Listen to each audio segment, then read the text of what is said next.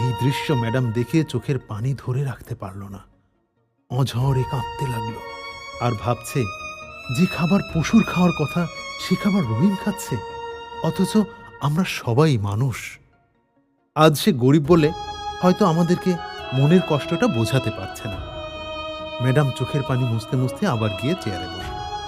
রহিম এবার 2 কাপ চা নিয়ে গেল, একটা ম্যাডাম আর একটা আজগর সাহেবকে দিল।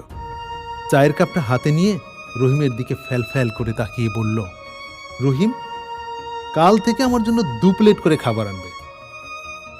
ঠিক আছে ম্যাডাম। পরের দিন রহিম ম্যাডামের কথা মতো 2 প্লেট নুডলস নিয়ে এসেছে। ম্যাডাম রহিমকে বলল, রহিম, তুমি ওখানে বসো।